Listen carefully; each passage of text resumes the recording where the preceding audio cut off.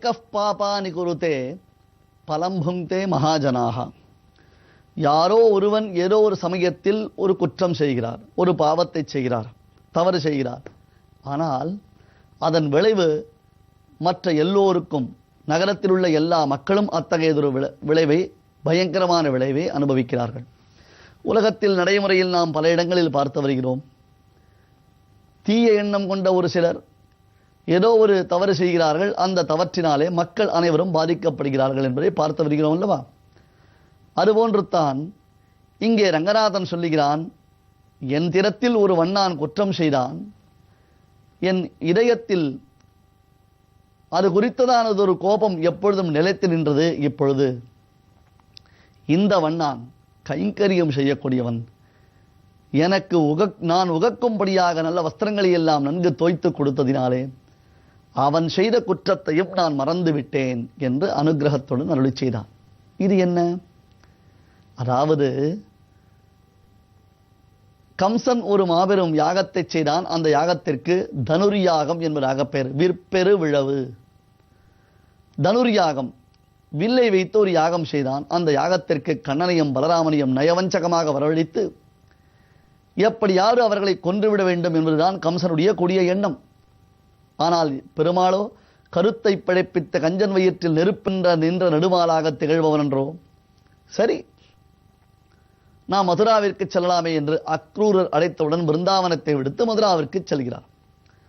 மதுராவின் எல்லைப் பகுதி வந்தவுடனே அந்த நகரத்தின் பெரிய பெரிய வீதிகள், மாட மாளிகைகள், கூட கோபுரங்களை பார்த்தவுடனே கண்ணனும் பலராமனும் தேரை விட்டு இறங்கி அக்ரூரரிடத்தில் சொல்கிறார்கள், அக்ரூரரே, தாங்கள் முன்னே சென்று கொண்டிருங்கள், நாங்கள் இந்த வீதிகளையும் நகரங்களையும் எல்லாம் பார்த்து கொண்டு பின்னால் வருகிறோம் என்பதாக சொல்லுகிறார்கள். சரி என்று அக்ரூர் முன்னே சென்று விட்டால், அந்த சமயம் கம்சனின் ஒரு வேலைக்காரன், அவன் சலவை தொழிலாளி. கம்சனின் அந்த ஒரு வேலைக்காரன் கம்சனுக்காக, அதுவும் அரசன், கொடுஞ்செயல் புரிபவன், ஏதாவது ஒரு தவறு நேர்ந்து விட்டது என்றால் கடுமையான தண்டனை அளிக்கக்கூடியவன். அத்தகைய கம்சனுக்காக அவன் உள்ளம் மகிழும்படியாக கம்சனுடைய ஆடைகளை எல்லாம் நன்கு துவைத்து உலர்த்தி அவற்றை மடித்து மூட்டையாக கட்டி ஒரு சலவை தொழிலாளி, ஒரு வண்ணான் சுமந்து சென்று கொண்டிருக்கிறார். கிருஷ்ணனும் பலராமனும் அவனை தடுத்து நிறுத்தினார்கள்.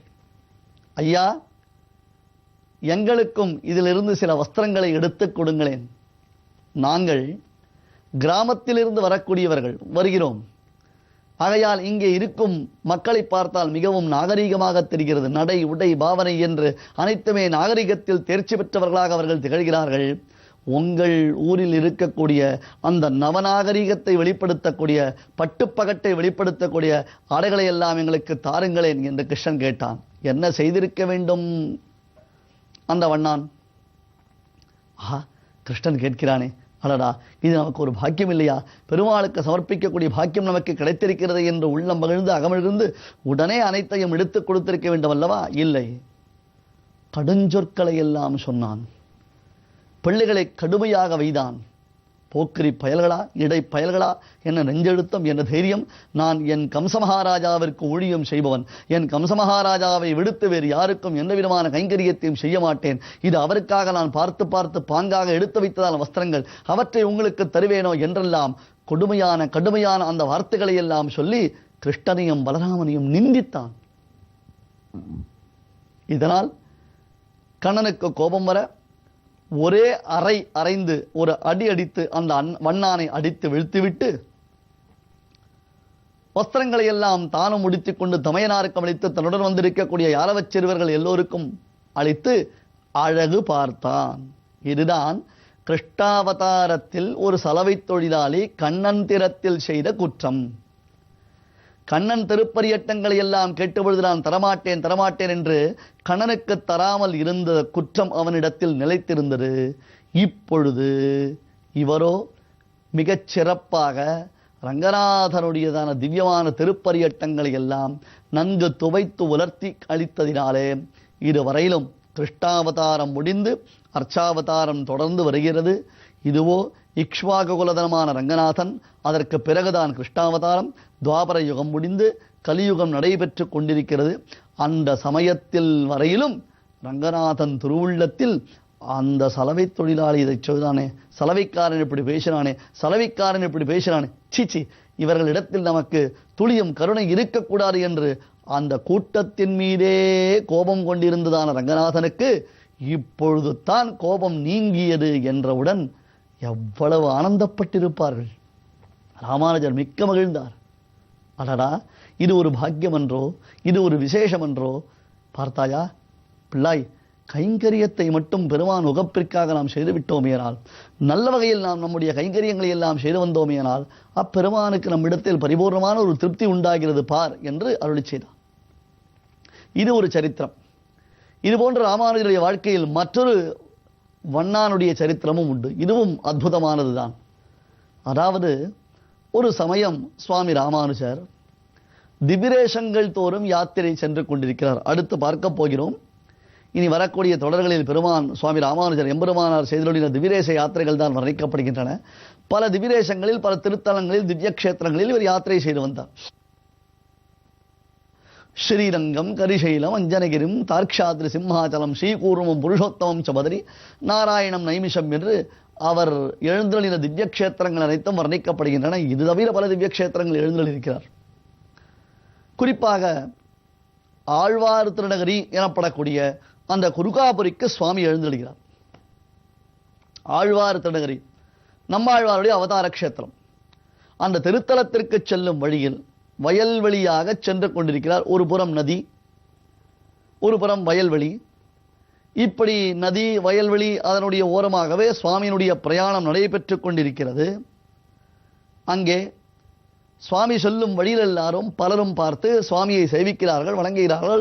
ராமானுஜருடைய அருள் பார்வை தங்களுக்கு கிடைக்க வேண்டுமே என்பதாக அவர்கள் பிரார்த்திக்கிறார்கள். ராமானுஜருடைய இன்னருளை, அந்த கடாட்சத்தை அவர்கள் வேண்டுகிறார்கள். சுவாமியோ பரம சாந்தராக, சாத்விகராக எல்லாரையும் அனுகிரகம் செய்து கொண்டே சென்று கொண்டிருக்கிறார். அங்கும் ஒரு சலவை தொழிலாளி நேர்பட்டான். சுவாமி வருகிறார் என்று கேள்விப்பட்டவுடன், ஸ்ரீபாஷ்யக்காரர் எம்பெருமானார் எழுந்தருளுகிறார் என்று கேள்விப்பட்டவுடன் அந்த சலவை தொழிலாளிக்கு கையும் ஓடவில்லை, காலும் ஓடவில்லை. இந்த இடத்தில் விவசாயி என்பதாகவும் சிலர் சொல்லுகிறார்கள். இருக்கட்டுமே, நமக்கு விஷயம்தானே முக்கியம். யாராக இருந்தால் என்ன, எம்பெருமானார் திறத்தில் எப்படியெல்லாம் பக்தி செய்பவர்கள் இந்த உலகத்தில் இருக்கிறார்கள் என்பதைத்தான் நாம் அறிய வேண்டும். அந்த தத்துவம் தான் நமக்கு மிக முக்கியம் இல்லையா? சுவாமி எழுந்தருளக்கூடிய சமயத்தில் அந்த சலவை தொழிலாளி ஓடி வந்தார் பரபரப்புடன். ஆஹா, என்ன பாக்கியம், என்ன பாக்கியம்! நான் காண்பது கனவா, இல்லை நிஜமா? நான் நேரடியாக இப்பெருமானை சேவிக்க பாக்கியம் பெற்றேனே, என் எம்பெருமானை சேவிக்க பாக்கியம் பெற்றேனே, என் எம்பெருமானை சேவிக்க பாக்கியம் பெற்றேனே என்று தான் எம்பெருமானாரை எம்பெருமானாக கொண்டாடி வருவரை அவன் அப்படியே புலகாங்கிதத்துடன் விண்ணப்பித்து, அடுத்த நொடி சுவாமியை சேவித்த மாத்திரத்தில் உடனே வகுளாபரணா, ஷடகோபா, காரிமாரா, மகிழ்மாரா, விரைந்து வாருங்கள் என்று கூக்குரலிட்டான். என்னது, என்ன? வகுளாவரணா, காரிமாரா, ஷடகோபா, மகிழ்மாரா, சுவாமி எழுந்தருளிருக்கிறார், உடனே விரைந்து வாருங்கள், உடனே விரைந்து வாருங்கள் என்று சொன்னான். இப்படி அவன் சப்தித்தவுடன், பெரும் குரலெடுத்து அழைத்தவுடன், எங்கிருந்தோ வேக வேக வேகமாக 4 சிறுவர்கள் ஓடி வந்தார்கள். ஓடி வந்து அவர்கள் அனைவரும் ராமானுஜரை வணங்கினார்கள். வேறு யாரும் இல்லை. இதோ இந்த வண்ணான் சலவை தொழிலாளி இருக்கிறாரே, அவருடைய 4 பிள்ளைகள் தானாம் இந்த 4. அந்த 4 சுவாமி நம்மாழ்வாருடைய திருநாமத்தை வைத்து அதை முழுவதுமாக கூப்பிடுகிறார் இவர். நாமும் பெயர் வைக்கிறோமே, நம் பிள்ளைகளுக்கு நாம் வைக்கக்கூடிய பெயர் அப்பாப்பா நம்பி பிம்பி என்று நாட்டு மானிடர் பெயரிட்டழுத்தக்கால் நம்பும் பிம்பும் எல்லாம் 4 நாளில் அழுங்கி போகும் என்று சொல்லுகிறார் பெரியாழ்வார். என்னையா பெயர் வைக்கிறீர்கள்? நல்ல பகவானுடைய திருநாமத்தை அந்த குழந்தைகளுக்கு பெயர் வைக்க வேண்டுமாம்.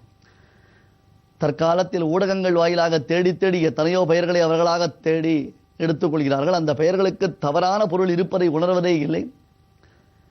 தவறான பொருள், ஆபாசமான பொருள் புரிந்து கொள்வதே இல்லை. அதற்கு மேலே நம்மை நிர்பந்தம் வேறு செய்கிறார்கள். இதற்கு நீங்கள் இப்படித்தான் அர்த்தம் சொல்ல வேண்டும் என்பதாக அடியன் மிகுந்த வருத்தத்துடன் தெரிவித்துக் கொள்கிறேன். ஆழ்வார் அந்த காலத்திலேயே சொல்கிறார், எம்பெருமானுடைய திருநாமத்தை வைத்துத்தானே அழைக்க வேண்டும். நாரணன் தன் அன்னை நரகம் புகாள் என்று அந்த குழந்தைக்கு ஒரு பெயர் வைத்து நாம் அழைக்கும் பொழுது அதனால் நமக்கு உண்டாகக்கூடிய நன்மையினாலே நமக்கு மோட்ச சித்தியம் உண்டாகிறது. அது புரியவில்லையே.